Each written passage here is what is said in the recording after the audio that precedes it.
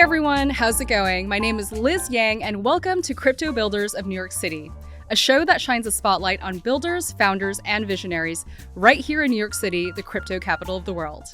Today I'm joined by Sid Gandhi, co-founder and CEO of Payy, looking to make borderless money a reality. Welcome, Sid. It's great to have you. I'm super excited to be here. Let's go. So you're originally from the Bay Area. So how do you feel between the Bay Area and New York City in terms of, you know, the standard of living, the crypto scene, and just all of the other intangibles?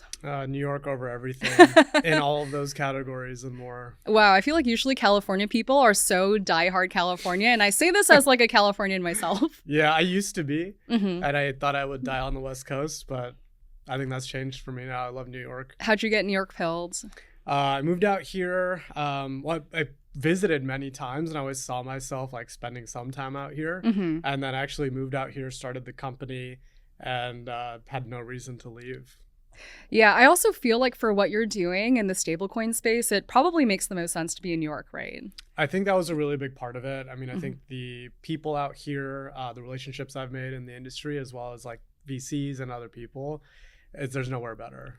So talk to me about your entrepreneurial journey. So you've worked in a lot of sectors in tech.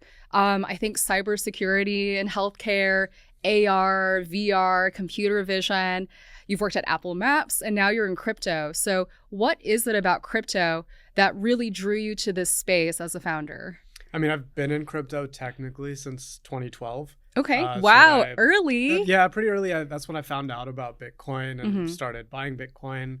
Got early into Zcash, was early into like some of the ICO stuff. Wow, that's like serious street cred. Yeah, I mean, I think for me it was always like not really necessarily about this financialization yet. I think in the early years it was really like, this is a cool unlock for humanity. Yeah. And let's actually build self-sovereign money for people that totally gives them control back from institutions and from banks and things like that.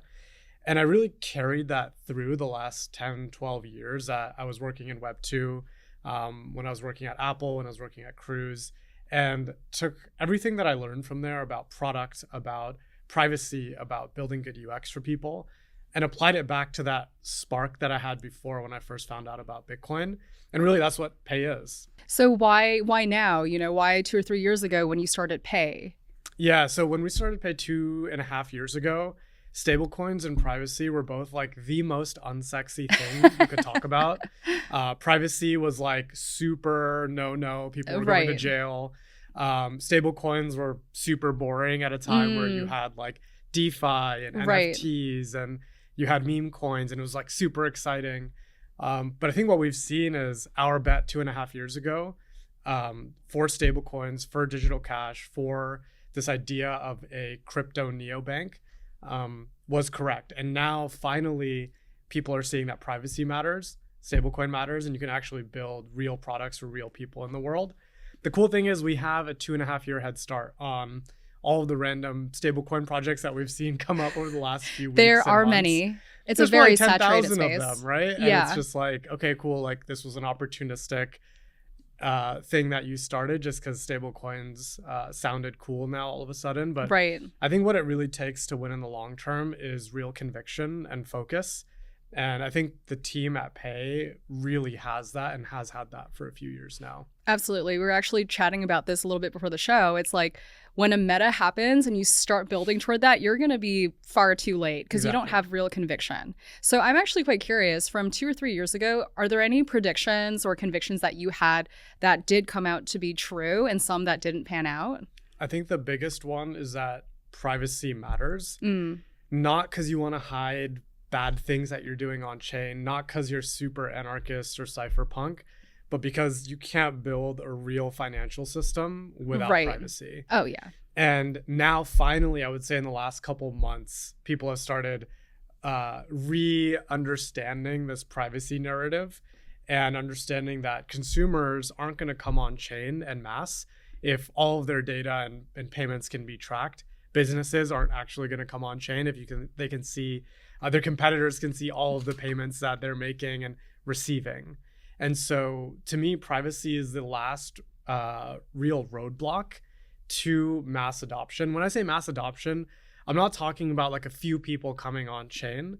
or some DATs dropping shares for tokens or something. I'm talking about 100 million, 500 million, billion people actually using self-custody crypto in their daily life. We have been so far away from that in the past. And finally now, I think we have all the tools and products in place to do that. I think people that aren't thinking about privacy today will be thinking about it in 12 months. And privacy is not this thing that you can just flip on. Right. You can't just add privacy when you realize you need it later. It's something that you have to build into the fundamental tech stack in the layer, the payments layer, as well as the application layer. And that's something that we've been focused on for more than 2 years now. So was there anybody that ever contested that, consumers of fintech apps wanted privacy? I think it's very popular to say no one cares about privacy. And it's actually true in some ways. No one cares about privacy until they care about privacy. Right. We've already seen this play out in Web 2. Mm-hmm. For the longest time, we were fine giving our data to Facebook. And then Yeah. all of a sudden in 2016, we found out that Facebook was selling this data for election manipulation and all these Right. other bad things. And then every country in the world suddenly turned around and made laws Right. around data privacy. And it would be really silly to not believe that that's going to happen again with crypto. So, Sid, the vision for Payy is to make borderless money a reality. So walk me through what that means and what product lines at Payy accomplish this. So our main goal is to build the best digital cash experience ever made. Mm-hmm. Ambitious. And it's the same thing that Bitcoin wanted to do, right? It's the same thing that Satoshi wanted to do. And it's the same thing that we've tried to do over and over again. Yeah. But we've actually done it. Mm-hmm. And now the question is, how do we bring that to mass market, Mm-hmm. right? So Payy Wallet is our answer to that. It's a self-custody, mass market UX, user-friendly way to access self-custodial crypto. Mm-hmm. Payy Card is a way to use that crypto that you have in the real world. So you don't have to go through weird off-ramping flows. Right. And Payy Network is the blockchain and infrastructure that makes all of that possible with privacy. I think that's great. Yeah. And I think the other really big thing we did with Payy Card that's different from every other crypto card is that it's undoxable. Mm. And so what we found is that for every other crypto card, when you spend in a shop, Mm-hmm. you can see a blockchain transaction. Mm. And it's pseudonymous in the sense that it's, just your address. Right. But the blockchain analytics tools that we have today are Yes. extremely sophisticated. They're very sophisticated. It's very easy to trace that back to all your other on-chain activity. Mm-hmm. So all these technologies that we had, they're not really protecting us from a very simple fact of when you go and spend in a shop and someone sees you spending on like a Gnosis Pay card or Yeah. a MasterCard card, they can actually trace back your entire net worth on chain. Yeah. That totally. might be okay. Today, people are glossing over this Yeah. fact, but when you have 100 million people, 500 million Mhm. people using these products every day, which we don't Mhm. today, Mm-hmm. but once you have that, it becomes really dangerous. Not just from Facebook and Google tracking this data and using it Yeah. to advertise against us, Right. but from a physical safety perspective. Right. I mean, financial data is really sensitive. Like even within a household, maybe like one person hides their spending from another, like a child hides from the parents. And I think it's obvious. It's like a complete obvious concept to me that if you have stablecoin spending on a card, that should all be shielded. Like no one should be able to know what you're spending money on. But the thing is, it's really hard to build privacy Yeah. in a way that's super usable and completely opaque to the Right. user. This is something that no one's been able to do. Yeah. Period, in crypto. There's no Yeah. other privacy product other than Payy that you can just send money to your family or non-crypto friends and they just use it. Yeah. And so that's what really matters to us is bringing privacy not just to the people that care about privacy, Right. but to the people that still need it, even though they don't know Yeah. that they need it. Yeah, that's a really interesting way to put it. So I think I read online that you guys were looking into a lot of different chains when you had this idea for Payy. So walk me through the technical due diligence you did and why you decided to build your own ZK-enabled chain. Yeah, I mean, we tried actually to build privacy on top of Ethereum and EVM chains. Right. We tried to build it on top of Solana as well. And what we found is if you do opt-in privacy, for Right. example, on these chains, you have a very bad UX because you have to get people to opt in. Yeah. And it's like a UX, it's a step in the Right. UX. The other problem is once you opt into privacy, it becomes something that's not composable. Yeah. So let's say you have USDC on Ethereum. If you want to make it private, you're going to have to like put it into some kind of smart contract or do some transaction. I see. And then that USDC is not something you can go and put into an Aave pool. Oh, cool. Interesting. And so what basically happens is you break UX. And then on the other side, when you do privacy at an app level or a smart contract level, you break the anonymity set and you fragment it. And so now every app will have its own like kind of privacy thing going on. Yeah. But you're only private as much as like the user base of that particular app is. So if there's only 10 people on that app, you can start tracing funds very easily. Yeah, right. And so privacy by default is the only way to have real privacy that works for everyone in a super simple way. So what was the process like to be able to build this privacy-enabled chain? What were some of the technical issues and hurdles you had to overcome? Yeah, basically, all the existing stacks, like these roll-up stacks that you see, none of them were usable because they were all basically just EVM. Yeah, or an SVM in some cases. Mm-hmm. So what we did was we built our own state tree. So it's a Merkle tree implementation that we built in-house. We built our own validators and provers. Oh, wow. And we built our own wallet engine that does ZK proofs on the phone. Whoa. And that does ZK proofs on iOS, on Android, in less than a second.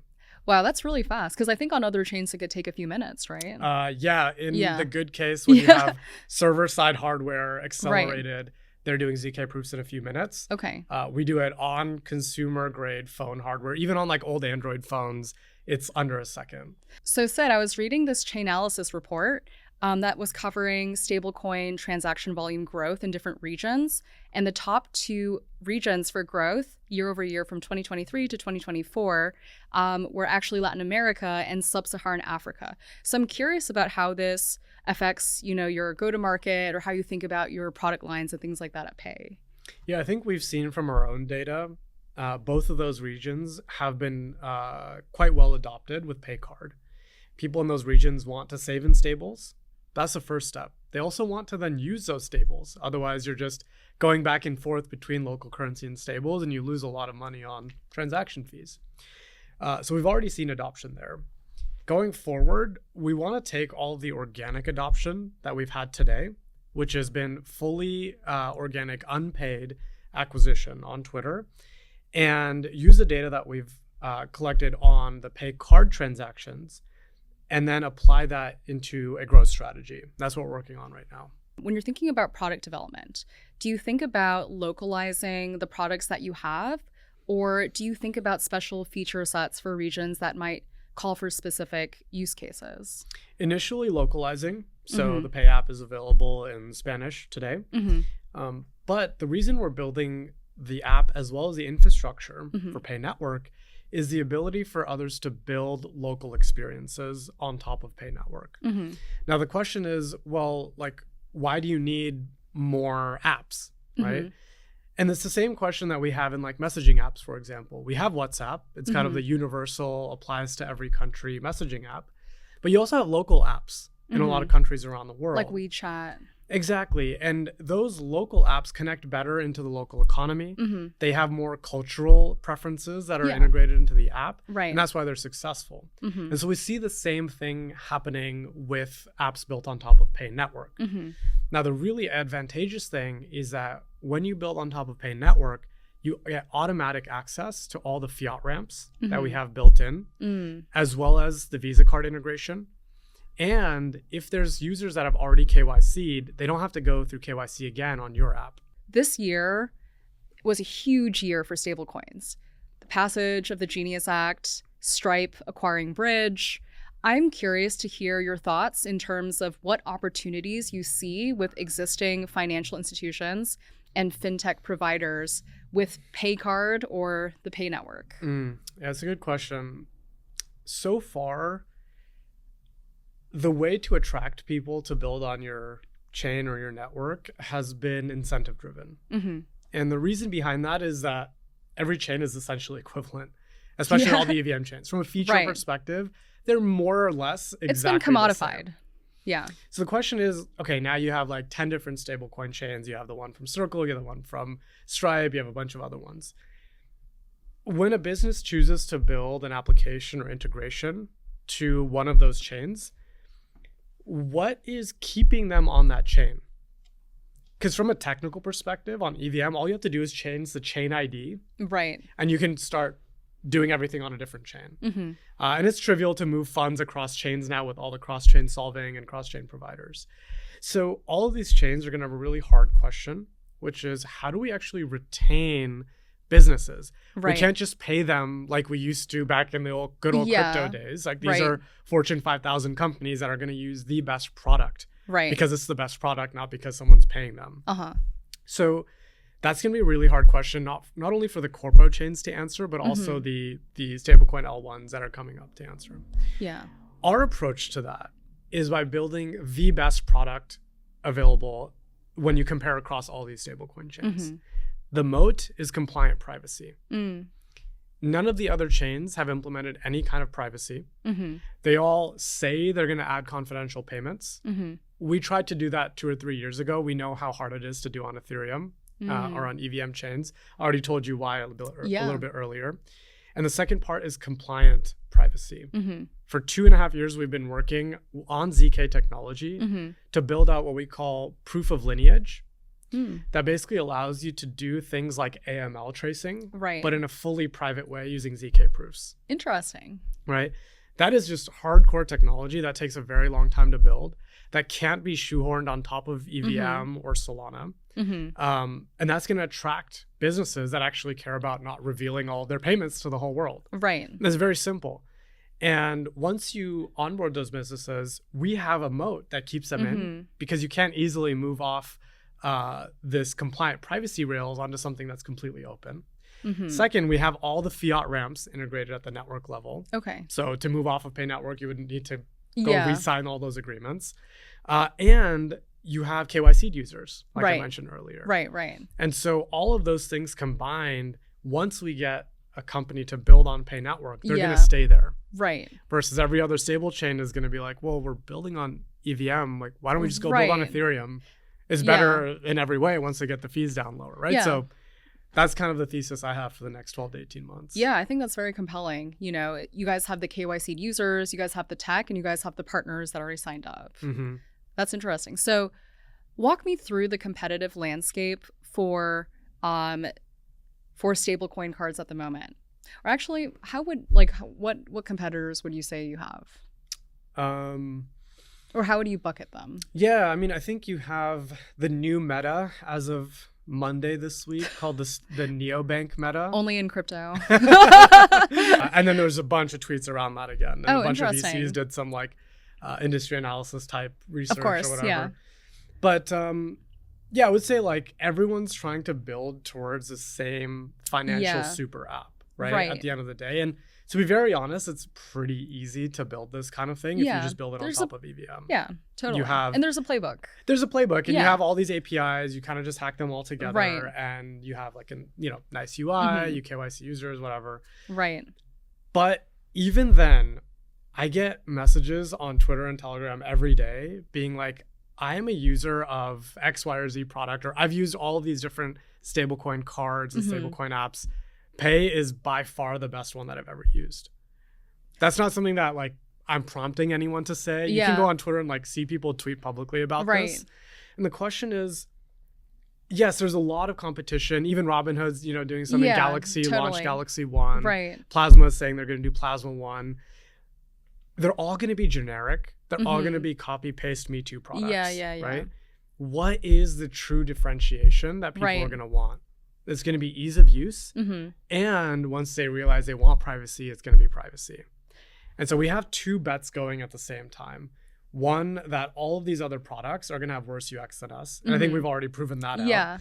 And two, that when it flips, when people realize their on-chain data is being analyzed and exploited, whether that happens in the next 6 months or 12 months, that's going to immediately push everyone to use something that's private. Yeah, I mean, I feel like crypto's Cambridge Analytica moment is not like it's not an if, it's a when. It is a very big when. It's a very big elephant in the room. Absolutely. That's really interesting. So in terms of the neobank meta, like, how do you think about the UX design choices you make with your products to ensure that other than privacy, it's just the overall best experience? Yeah, it's really hard to describe that with words. Yeah. It's, every time I talk about it, Yeah. I realize there's no point. It just sounds like bullshit. Just go use it. Yeah. Because when you right. use it, like, you will truly get that feeling of this Yeah. magical thing Yeah. where you don't know why you like it. You don't know why Yeah. it's good, Right. but you feel it and it's Okay. different. And so that's why I always encourage people to do, right? It Right. takes 30 seconds, like, Yeah. go download it, try it, and you will genuinely have a different product experience. But in terms of like when you're designing the experience, Mm. what are the things that what are the things that you think about? Like, do you do a lot of like focus group testing? Like, how do you design an experience that feels magical but takes a lot of work and thought? We don't do focus groups. Yeah. So when I was at Apple, there is this design philosophy that the default path should be super, super, super simple, Mm-hmm. but you should allow people to customize. But those are kind of like advanced settings. So you hide all of the complexity Mm-hmm. behind this settings thing. Mm-hmm. And the default path is just next, next, next, next, next. I see. Like, make it super simple. Don't make the user think right. about any. There's already Yeah. so much stuff going on in the world Yeah. in our daily lives. Right. Like, you don't want to be sitting on a screen, like, reading stuff, being like, Yeah. oh, should I click this button or that button? Or Yeah. like, what should I do? And so we just try to make everything super simple. Where Right. it's just like anyone that comes in knows what the next step to do is. Yeah, I think that's a good design philosophy. Like, sometimes when I'm using a DeFi product, I'm like, whoa, it Yeah. is information overload. Yeah. There's like so many things. And you that are wonder why happening. people are like, oh, like, crypto is scary. Or Right. like, like, crypto's pretty well adopted in some ways. Yeah. Like, people buy Bitcoin and Right. ETH and Sol. But actual self-custody crypto is like very Right. like small still. Oh, yeah, totally. I mean, everyone who came in to crypto, like, as of a certain vintage knows, like, not your keys, not your coins. But I think in reality, it's probably some mix, right? Because self-custody is really, really challenging. Yeah. So I wanted to ask you, like, what's coming next for Payy? Like, what are you excited about through the end of the year? Like, what's coming up, in the next 12 months? Yeah, I think the next thing that I'm very, very excited about is treasury bill yield. Oh, interesting. So we've talked about it a little bit Yeah. publicly. We haven't made a full announcement yet, Mm-hmm. but you're going to have fully custodial treasury bill yield in the Mm-hmm. wallet available for every human on the planet. Okay. What's really powerful about this is it's going to be the first time that you have mass market normie UX around safe and stable yield Mm-hmm. that's also self-custody. Mm. Now, our thesis is there's a lot of people around the world that 4% safe yield is a really, really big deal Mm-hmm. for. Yeah. And today, those people have been basically left out Yeah. because outside the US, if you want treasury bill yield, Right. it's kind of hard. Oh, yeah. You have to use these really specific apps and there's minimum amounts you have to invest. Exactly. There's fees, there's delays. Right. And so building the bank account to pay Mm-hmm. and then pay in one tap to go into treasury bills, Mm-hmm. we're building that whole experience with the Payy UX and it's beautiful. And people are going to basically just start funneling money into this from their bank accounts. Wow, that is so interesting. And there's no like regulatory requirements, like people from any jurisdiction can use this product? Yeah, from a legal perspective, it's the Yeah. same as Right. going on your MetaMask and Yeah. swapping USDC for a yield-bearing Wow. stable. Right. Like, you can just do that today. I think that's awesome. Yeah. There's an emotional factor to it as well, Mhm. because people have kind of now mass market adopted this idea that there's inflation. Oh, right? People yeah. are kind of like sophisticated about it a little bit. Like, right. there's inflation, my money is worth less Yeah. next year than it is today. Yeah. So the emotional aspect is like, well, I don't want to lose money Yeah. while it's just sitting there. And I Right. think more and more people Yeah. are starting to understand that you need to be earning something on your money. Exactly. Otherwise, you're losing money. Exactly. And so you have this emotional factor. And then, treasury bill yields will compress over the next few years. So the question is, cool, where else can we get yield? Exactly. There is a lot of really strong yield to be generated from DeFi. Right. And today, if you go into DeFi and you Mhm. deposit into vaults or you're on Pendle or whatever, Yeah. that is a very sophisticated like UX that you have to go Right. through. We're bringing DeFi yield in a Mhm. really simple way Mm-hmm. to mass market. Mm. And you can kind of think about it in the way of like, look at FTX, right? Yeah. Or BlockFi Right. or Celsius. Yeah. People want high yield. Yeah. They really, really, I mean, really want it. If you make someone choose more money or less money, like, what are they going to choose? Exactly. Right. Now, the question is, all of those companies that I mentioned had the right idea, but they implemented it in Yes. the wrong way. We know that now. Right. If you have the same levels of yield using DeFi, which Mhm. you do today with vaults, and they've been Mhm. steady for more than 12 months, and you do it in a non-custodial way Mm-hmm. with the mass market UX that Payy already has, Mm-hmm. that's going to explode. Yeah. The demand is there. The desire is there. The objection is there. People don't want to use this custodial platform Right. anymore. If you can solve that objection and make it super simple to funnel money from your bank account Yeah. into Payy, why would you not? Okay, so Sid, I'd like to close things out with some fun lightning round questions. So, what is your hottest take about stablecoins? Stablecoins and GMI without privacy. Nice. Bay Area versus New York City. New York City, you know it. Okay, what is your favorite subway line and why? I don't take the subway. I only take buses. You only take buses? Yeah. Why? Buses are really good. Like, you're just above ground. You have internet. They're air conditioned. It's super easy. I think this might be a San Francisco thing, but buses scare me. Buses in SF are crazy. I never took community buses. I had to take them every day. Oh, There was a no. woman who would light her hair on fire every week on the Sounds bus. normal. Yeah, I know. Yeah. Sounds like SF. Yeah, I mean, but Yeah. New York City buses are great. Like, usually people are pretty solid. Like, Okay. Yeah. It's not as scary as the subway Not at all. sometimes. Yeah, because sometimes the subway gets pretty dicey. Yeah, but see, the Yeah. bus, you can always escape. yeah, You can always just get off the bus. yeah. The subway, you're trapped in that car. I mean, you can get off the car and move to another car. But there's always something going on in the other That's car true. too. What's your craziest subway experience? I was going up to the Met on the 6th. Okay. And I was just sitting there, and it was actually the first time I took my family, my mom and my dad and my sister, on Yeah. the train. Okay. They were visiting. Right. And it was the first subway ride ever. And this guy starts walking through the car with a Mhm. pistol tucked into his pants. Wait, you can't just carry a gun in New York, right? You have to have a license and training and stuff. Yeah. But it has to also be concealed. Exactly. That's the point of concealed carry. You Yeah. can't have it out. Yeah. Right. But yeah, and then he took it out. And In the car? in the car, and he was Oh just my God. looking around, kind of smiling at the people. fuck? And we're all just like, what? So we're just quiet. And then it's luckily the train's stopping. So it stops and everyone just gets out of the train. Was he a crazy homeless person or? Probably. Okay. Yeah. That is wild. Yeah, it was not fun. Oh my God. What were your parents like? Well, I was like, look, this doesn't happen You're every like, this day. isn't normal. I promise. I'm safe. So yeah, but they took the subway again after that. So, Okay. Yeah, they're wow. pretty. That they're is pretty chill. that is pretty bad. Yeah. That is pretty bad. And lastly, what's a call to action for people who have never tried Payy before? There's only really one. Download the app, use it, DM me if you want some money to play around with. Thank you, Sid, for coming on the show. It's been a pleasure chatting. Awesome. Thanks for having me. And thank you for tuning in to Crypto Builders of New York City. I'll see you next time.